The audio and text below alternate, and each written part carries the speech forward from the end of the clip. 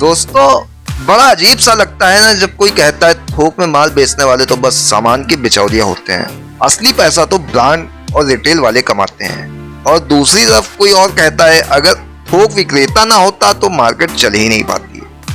अब इन दो बिल्कुल उल्टे बयानों में सच्चाई कहाँ है? असली ताकत किसके पास है? यही वो जगह है जहां एक सच्चे थोक व्यवसाय की समझ शुरू होती है और इसी उलझन में ही छुपा है वो रास्ता जो एक साधारण इंसान को करोड़ों का कारोबार खड़ा करने तक ले जा सकता है। और आज का ये तीसरा पार्ट उसी रास्ते की ओर गहराई में आपको लेकर जाने वाला है, इसलिए ध्यान से सुनिए और वीडियो को पूरा देखिएगा, क्योंकि अगर आप बीच में स्किप कर करके देखेंगे तो आपको कुछ भी समझ में नहीं आएगा। थोक व्यवसाय की ताकत केवल बड़े बड़े गोदामों और ट्रकों में नहीं होती है। असली ताकत होती है उस चेन को पकड़ने में जो माल को निर्माता से ग्राहक तक पहुंचाती है।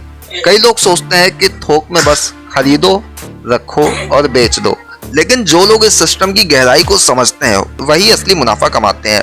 आपको यह भी समझना होगा कि थोक व्यवसाय में प्रॉफिट केवल मार्जिन से नहीं बनता है, बल्कि सही समय, सही मात्रा और सही दिशा से बनता है। आपने गौर किया होगा कई बार एक ही प्रोडक्ट अलग अलग थोक विक्रेता अलग अलग रेट में बेचते हैं। ऐसा क्यों होता है? क्योंकि किसी के पास में सप्लाई चेन पर पकड़ मजबूत होती है, किसी के पास में मार्केट का बेहतर नजरिया होता है और कोई अपने माल को स्टॉक करने का समय समझ कर खेलता है। यही वो तीनों चीजें हैं जिन पर इस तीसरे पार्ट में हम विस्तार से बात करेंगे, ताकि आप भी इस बिजनेस को गहराई से पकड़ पाएं। अब बात करते हैं सप्लाई चेन की। सप्लाई चेन यानी निर्माता से लेकर ग्राहक तक पहुंचाने वाली वो पूरी कड़ी जो माल को बहते पानी की तरह एक जगह से दूसरे जगह तक ले जाती है। एक समझदार थोक व्यापारी जानता है कि माल कहां से सबसे सस्ता, भरोसेमंद और लगातार मिलेगा। मान लीजिए आप 100 यूनिट किसी प्रोडक्ट की खरीद करते हैं, वही प्रोडक्ट आपको लगातार सप्लाई में बिना रुकावट के मिलता रहे तो आप अपने ग्राहक को कभी नहीं है वाला जवाब नहीं देंगे। और यही भरोसा आपको मार्केट में सबसे आगे ले जाता है।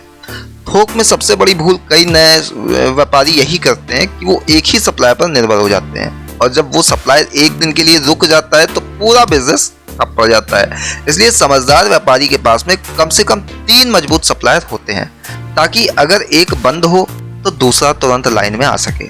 अब एक छोटा सवाल आपके लिए, अगर आप खुद कोई थोक बिजनेस शुरू करें तो आप कितने सप्लायर से माल लेना चाहेंगे? नीचे कमेंट में जरूर लिखिए, इससे आपको भी सोचने का मौका मिलेगा और हमें भी आपके इरादों की झलक। अब बात करते हैं मार्केटिंग के नजरिए की। लोग अक्सर थोक को सिर्फ एक बैकएंड मानते हैं, यानी बस माल खरीदा और किसी रिटेलर को बेच दिया। लेकिन जो लोग असली मार्केट का दाव समझते हैं वो थोक में भी अपना ब्रांड बना लेते हैं। जैसे मान लीजिए आप एक प्रोडक्ट में बढ़िया क्वालिटी और समय पर माल डिलीवर दे रहे हैं तो आपके पास फिर रिटेलर खुद आने लगेंगे। आपको सड़क पर खड़ा होकर ग्राहक नहीं ढूंढना पड़ेगा। और अगर आप थोड़ा सा पैकेजिंग और भरोसेमंद सर्विस में निवेश करते हैं तो आप थोक में भी नाम कमा सकते हैं। यही पर आता है प्रोडक्ट डिजाइन और क्वालिटी कंट्रोल का खेल। कई लोग सोचते हैं कि थोक में बस माल उठाकर देना होता है, लेकिन असली प्रोफेशनल व्यापारी ये समझते हैं कि माल की क्वालिटी और उसकी पैकेजिंग उनके पूरे ब्रांड को प्रभावित करती है। अगर आप किसी भी प्रोडक्ट को बिना देखे, बिना जांचे बेच देते हैं और वो ग्राहकों तक खराब निकल जाता है तो रिटेलर भी आपसे मुंह मोड़ लेगा।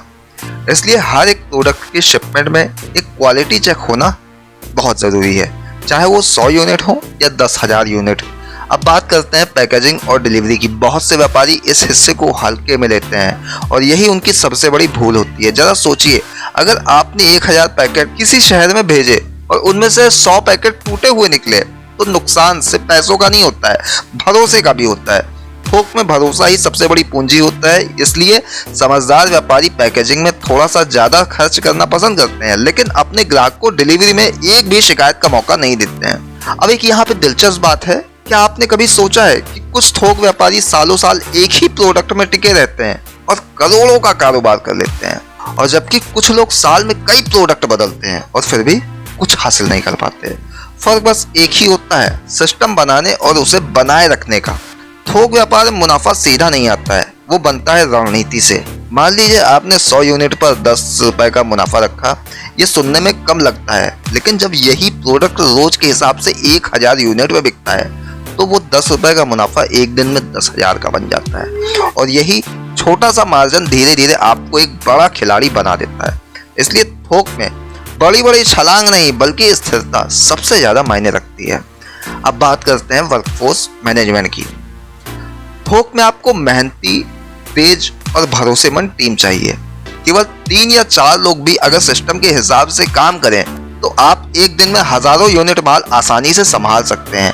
यही वजह है कि बड़े बड़े थोक व्यापारी अपने कर्मचारियों को सिर्फ मजदूर की तरह नहीं बल्कि टीम मेंबर की तरह ट्रीट करते हैं।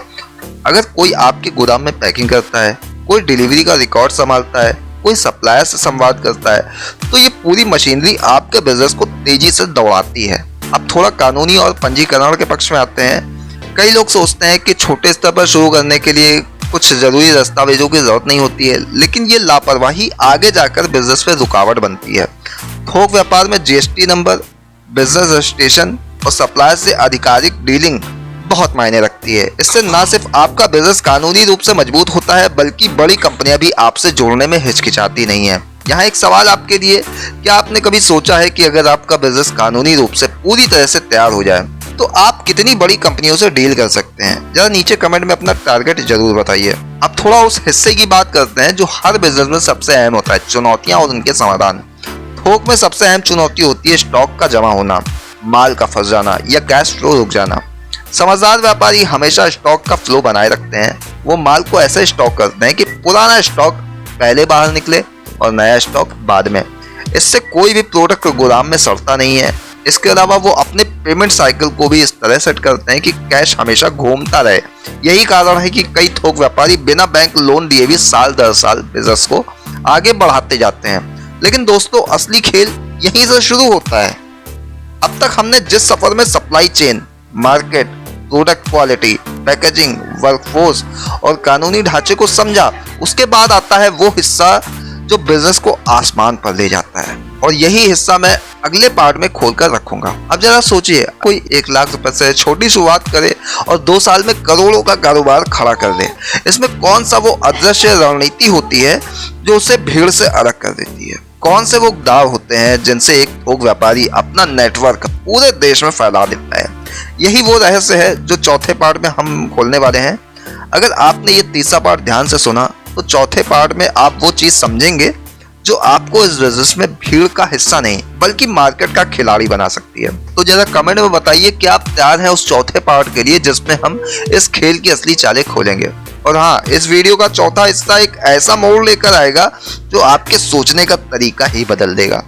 इसलिए अगली बार हम वही से शुरुआत करेंगे जहां से आज का सफर खत्म हुआ है, थोक व्यापार की उस गहराई से जो किसी को भी छोटा व्यापारी से बड़ा कारोबारी बना सकती है। तो वीडियो को यहीं समाप्त करते हैं। पसंद आए हो तो लाइक कीजिए, शेयर कीजिए और ऐसे बिजनेस आइडियाज के लिए जुड़े रहिए। फिलहाल के लिए इतना ही, दीजिए इजाजत। नमस्कार।